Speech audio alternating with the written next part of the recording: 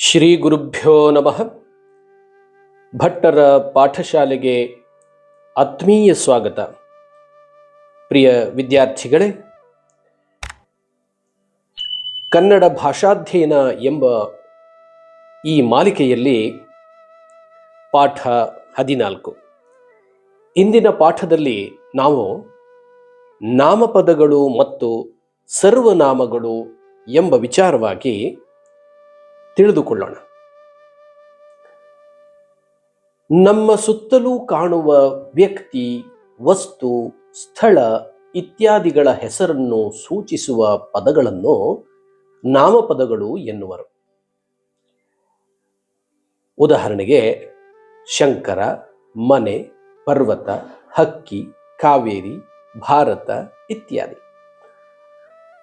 ವಿದ್ಯಾರ್ಥಿಗಳೇ, ನಮ್ಮ ಸುತ್ತಲೂ ಕಾಣುವಂತಹ ವಸ್ತುಗಳಿರಬಹುದು, ವ್ಯಕ್ತಿಗಳಿರ್ಬೋದು, ಅಥವಾ ಬೇರೆ ಬೇರೆ ಜಾಗಗಳಿರ್ಬೋದು, ಅವುಗಳನ್ನೆಲ್ಲ ಗುರುತಿಸೋಕೆ ನಾವು ಒಂದು ಹೆಸರನ್ನು ಇಟ್ಕೊಂಡಿರ್ತೀವಿ ಅಲ್ವಾ?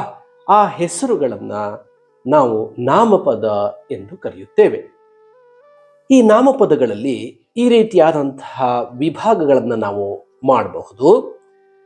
ನಾಮಪದಗಳು ಅಂದರೆ ವಸ್ತುವಾಚಕ ಅಥವಾ ನಾಮವಾಚಕ ಅಂತ ತೆಗೆದುಕೊಂಡರೆ ಅದರಲ್ಲಿ ಪ್ರಧಾನವಾಗಿ 3 ವಿಭಾಗಗಳನ್ನು ನಾವು ಮಾಡಬಹುದು. ಮೊದಲನೆಯದಾಗಿ ರೂಢನಾಮ, ಅಂದರೆ ಬಹಳ ತಲೆತಲಾಂತರಗಳಿಂದ ರೂಢಿಯಿಂದ ಬಂದಂತಹ, ಅಭ್ಯಾಸದಿಂದ ಬಂದಂತಹ ಹೆಸರುಗಳು ರೂಢನಾಮಗಳು, ಪರ್ವತ, ಮರ ಇತ್ಯಾದಿಗಳು.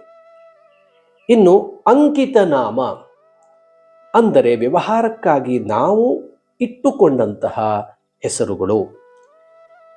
ಸ್ವಾಮಿ ವಿವೇಕಾನಂದರು, ಸುಭಾಷ್ ಚಂದ್ರ ಬೋಸ್, ರಾಮ, ಕೃಷ್ಣ ಇತ್ಯಾದಿಗಳು ಅಂಕಿತ ನಾಮಗಳು. ಇನ್ನು 3ನೆಯ ಪ್ರಕಾರ ಅನ್ವರ್ಥನಾಮ, ಅಂದರೆ ಆ ವ್ಯಕ್ತಿಯ ಉದ್ಯೋಗ, ಆ ವ್ಯಕ್ತಿಯ ಲಕ್ಷಣ ಇತ್ಯಾದಿಗಳನ್ನು ಗಮನಿಸಿ ಅರ್ಥಕ್ಕನುಗುಣವಾಗಿ ಇಟ್ಟಂತಹ ಹೆಸರು ಅನ್ವರ್ಥನಾಮ. ಇದನ್ನು ವಿವರವಾಗಿ ಉದಾಹರಣೆ ಸಹಿತವಾಗಿ ನೋಡೋಣ ಒಂದೊಂದಾಗಿ. ಮೊದಲನೆಯದಾಗಿ ರೂಢನಾಮ. ಅನೇಕ ತಲೆಮಾರುಗಳಿಂದ ಬಳಕೆಯಲ್ಲಿ ಬಂದ ನಾಮಪದಗಳು ರೂಢನಾಮಗಳು. ಉದಾಹರಣೆಗೆ ಆಕಾಶ, ಭೂಮಿ, ನೀರು, ಬೆಂಕಿ, ಗಾಳಿ, ಗೋಡೆ, ನದಿ, ಜಲ, ಮನೆ, ದೇಶ, ಕಾಡು, ಭಾಷೆ, ಪರ್ವತ, ಪಟ್ಟಣ, ಶಾಲೆ, ಮರ ಇತ್ಯಾದಿಗಳು. ಇವೆಲ್ಲ ಬಹಳ ವರ್ಷಗಳಿಂದ ನಮ್ಮ ಹಿರಿಯರು ಬಳಸಿಕೊಂಡು ಬಂದಂತಹ ಹೆಸರುಗಳು. ಇವುಗಳೇ ರೂಢನಾಮಗಳು, ಬಳಕೆಯಲ್ಲಿ ಅಭ್ಯಾಸದಿಂದ ಬಂದಂತಹ ಹೆಸರುಗಳು ರೂಢನಾಮಗಳು. ಇನ್ನು 2ನೆಯದು ಅಂಕಿತ ನಾಮ, ಅಂದರೆ ವ್ಯವಹಾರದ ಅನುಕೂಲಕ್ಕಾಗಿ ನಿರ್ದಿಷ್ಟವಾಗಿ ಗುರುತಿಸಲು ಇಟ್ಟಿರುವ ಹೆಸರುಗಳನ್ನು ಅಂಕಿತ ನಾಮ ಎನ್ನುವರು. ನಮ್ಮ ವ್ಯವಹಾರ ದೃಷ್ಟಿಯಿಂದ ಪರಸ್ಪರ ವ್ಯವಹಾರ ಮಾಡಲು, ಸಂಭಾಷಣೆ ಮಾಡಲು ಗುರುತಿಸಲು ಇಟ್ಟಂತಹ ಹೆಸರುಗಳನ್ನು, ನಾವೇ ಇಟ್ಟಂತಹ ಹೆಸರುಗಳನ್ನು ಅಂಕಿತ ನಾಮ ಎಂದು ಕರೆಯುತ್ತೇವೆ. ಉದಾಹರಣೆಗೆ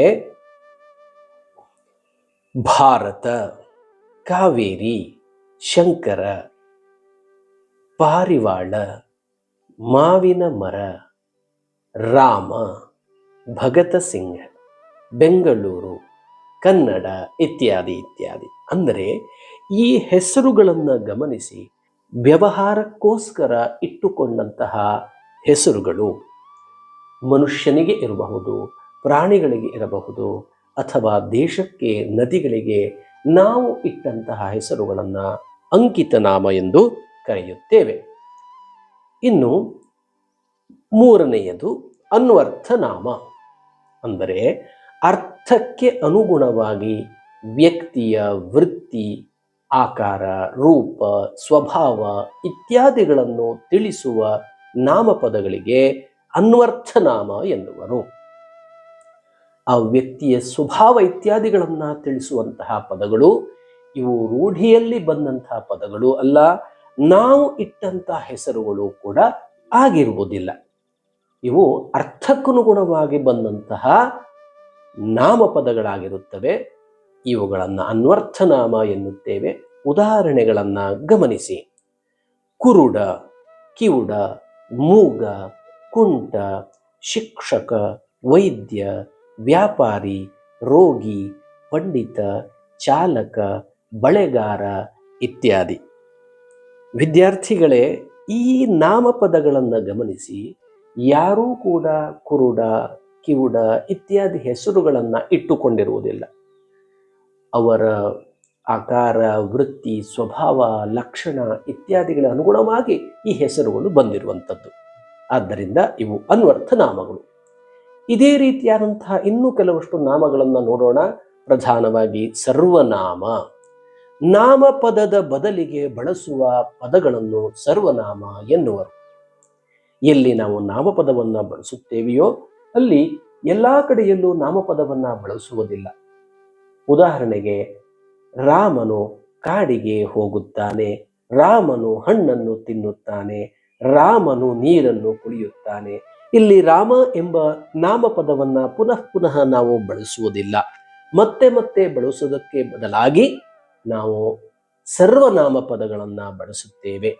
ರಾಮನು ಕಾಡಿಗೆ ಹೋಗುತ್ತಾನೆ, ಅವನು ಹಣ್ಣನ್ನು ತಿನ್ನುತ್ತಾನೆ ಇತ್ಯಾದಿಯಾಗಿ ಬಳಸುತ್ತೇವೆ. ಉದಾಹರಣೆಗಳು, ಸರ್ವನಾಮಕ್ಕೆ ಉದಾಹರಣೆಗಳನ್ನು ಗಮನಿಸಿ. ಅದು, ಅವು, ಅವನು, ಅವಳು, ಅವರು, ಇದು, ಇವು, ಇವನು, ಇವಳು, ಇವರು ಇತ್ಯಾದಿಗಳು. ಇನ್ನು ಪ್ರಥಮ ಪುರುಷ ಕ್ರಿಯಾಪದದೊಂದಿಗೆ ಬಳಸುವ ಸರ್ವನಾಮಗಳು ಹೀಗಿವೆ. ಅದು, ಅವು, ಅವನು, ಅವಳು, ಅವರು, ಇದು, ಇವು, ಇವನು, ಇವಳು, ಇವರು ಇತ್ಯಾದಿ. ಪ್ರಥಮ ಪುರುಷದ ಕ್ರಿಯಾಪದಗಳು ಉದಾಹರಣೆಗೆ ಹೋಗುತ್ತಾನೆ, ಹೋಗುತ್ತಾರೆ ಇತ್ಯಾದಿಗಳು ಇದ್ದಾಗ ಆ ಕ್ರಿಯಾಪದಗಳೊಂದಿಗೆ ಕರ್ತೃಪದವಾಗಿ ಬಳಸುವಂತಹ ಸರ್ವನಾಮ ಪದಗಳು ಇಲ್ಲಿ ನಿಮ್ಮ ಮುಂದೆ ಇವೆ. ಇನ್ನು ಮಧ್ಯಮ ಪುರುಷದ ಕ್ರಿಯಾಪದದೊಂದಿಗೆ ಬಳಸುವಂತಹ ಸರ್ವನಾಮ ಪದಗಳನ್ನು ಗಮನಿಸೋಣ. ಮಧ್ಯಮ ಪುರುಷದ ಕ್ರಿಯಾಪದಗಳು ಹೋಗುತ್ತಿರುವೆ, ಹೋಗುತ್ತಿರುವಿರಿ, ಹೋದಿರಿ ಇತ್ಯಾದಿಗಳು. ಆ ಕ್ರಿಯಾಪದಗಳೊಂದಿಗೆ ವಾಕ್ಯವನ್ನ ಮಾಡುವಾಗ ಕರ್ತೃಪದವಾಗಿ ಬಳಸುವಂತಹ ಸರ್ವನಾಮಗಳು ಇಲ್ಲಿವೆ. ನೀನು, ನೀವು, ತಾವು ಇತ್ಯಾದಿ. ನೀನು ಹೋಗುತ್ತಿರುವೆ, ನೀವು ಹೋದಿರಿ ಇತ್ಯಾದಿ ವಾಕ್ಯಗಳನ್ನು ನಾವು ಮಾಡುತ್ತೇವೆ. ಆಗ ಈ ಸರ್ವನಾಮ ಪದಗಳನ್ನು ನಾವು ಬಳಸುತ್ತೇವೆ. ಇನ್ನು ಉತ್ತಮ ಪುರುಷ ಕ್ರಿಯಾಪದದೊಂದಿಗೆ ಬಳಸುವ ಸರ್ವನಾಮಗಳು ಇಲ್ಲಿವೆ. ನಾನು, ನಾವು ಇತ್ಯಾದಿ. ಹೋಗುತ್ತಿದ್ದೇನೆ, ಹೋಗುತ್ತಿದ್ದೇವೆ, ಹೋದೆವು ಇತ್ಯಾದಿ ಉತ್ತಮ ಪುರುಷ ಕ್ರಿಯಾಪದಗಳನ್ನು ನಾವು ಬಳಸುತ್ತೇವೆ ಅಲ್ಲವೇ? ವಾಕ್ಯಗಳನ್ನು ಮಾಡುವಾಗ ಉತ್ತಮ ಪುರುಷ ಕ್ರಿಯಾಪದದೊಂದಿಗೆ ಈ, ನಾನು, ನಾವು ಎಂಬಂತಹ ಸರ್ವನಾಮಗಳನ್ನು ಕರ್ತೃಪದವಾಗಿ ನಾವು ಬಳಸುತ್ತೇವೆ. ಪ್ರಿಯ ವಿದ್ಯಾರ್ಥಿಗಳೇ, ಇಂದಿನ ಪಾಠದಲ್ಲಿ ನೀವು ನಾಮಪದದ ಪ್ರಕಾರಗಳನ್ನು, ಮುಖ್ಯವಾದಂತಹ ಪ್ರಕಾರಗಳನ್ನು ತಿಳಿದುಕೊಂಡಿರಿ. ನನಗೆ ತಿಳಿದಂತಹ ವಿಚಾರಗಳನ್ನು ನಿಮ್ಮ ಜೊತೆ ಹಂಚಿಕೊಳ್ಳುತ್ತಿದ್ದೇನೆ. ನೀವು ಕೂಡ ಈ ವಿಡಿಯೋವನ್ನು ನಿಮ್ಮ ಆತ್ಮೀಯರೊಂದಿಗೆ ಹಂಚಿಕೊಳ್ಳಿ. ಅವರೂ ಕೂಡ ಕನ್ನಡವನ್ನು ಚೆನ್ನಾಗಿ ಅರ್ಥ ಮಾಡಿಕೊಳ್ಳಲಿ, ಪರೀಕ್ಷೆಗೆ ಸಿದ್ಧರಾಗಲಿ. ಅದಕ್ಕೂ ಹೆಚ್ಚಾಗಿ ನಮ್ಮ ಭಾಷೆಯಾದಂತಹ ಕನ್ನಡವನ್ನು ಹೆಚ್ಚು ಹೆಚ್ಚು ಬಳಸಲಿ. ನೀವು ಕೂಡ ಕನ್ನಡವನ್ನು ಬಳಸಿ. ಅದರಲ್ಲಿಯೂ ಕೂಡ ನಮ್ಮ ಪ್ರಾದೇಶಿಕ ಕನ್ನಡವನ್ನು ನಾವು ಹೆಚ್ಚು ಹೆಚ್ಚು ಬಳಸೋಣ. ನಮ್ಮ ಪ್ರಾದೇಶಿಕ ಕನ್ನಡ ಯಾವುದೇ ಆಗಿರಲಿ, ಹವ್ಯಕ ಕನ್ನಡವಾಗಿರಲಿ, ಉತ್ತರ ಕರ್ನಾಟಕದ ಕನ್ನಡವಾಗಿರಲಿ, ಮಂಗಳೂರು ಕನ್ನಡವಾಗಿರಲಿ, ಮೈಸೂರು ಕನ್ನಡವಾಗಿರಲಿ, ಕುಂದಾಪುರ ಕನ್ನಡವಾಗಿರಲಿ, ಮಂಡ್ಯ ಕನ್ನಡವಾಗಿರಲಿ, ಆ ಭಾಷೆಗಳನ್ನು ನಾವು ಹೆಚ್ಚು ಹೆಚ್ಚು ಬಳಸೋಣ. ಯಾಕೆಂದರೆ ಈ ಪ್ರಾದೇಶಿಕ ಭಾಷೆಗಳ ಸತ್ವ, ಆ ಭಾಷೆಗಳ ಪ್ರಾಣ ಬಳಸುವಂತಹ ನಿಮ್ಮೆಲ್ಲರ ಕೈಯಲ್ಲಿ ಇದೆ. ಪ್ರಿಯ ವಿದ್ಯಾರ್ಥಿಗಳೇ, ನಿಮ್ಮ ಆತ್ಮೀಯರೊಂದಿಗೆ ಅದೇ ಭಾಷೆಯಲ್ಲಿಯೇ ನೀವು ವ್ಯವಹರಿಸಿ. ನಿಮ್ಮ ಪ್ರೀತಿಯನ್ನ, ಗೌರವವನ್ನ ತೋರಿಸಿ. ಕನ್ನಡ ಬಳಸೋಣ, ಕನ್ನಡ ಬೆಳೆಸೋಣ. ಧನ್ಯವಾದಗಳು. ಮುಂದಿನ ಪಾಠದೊಂದಿಗೆ ನಿಮ್ಮ ಎದುರಿಗೆ ಬರುತ್ತೇನೆ. ನಮಸ್ಕಾರ.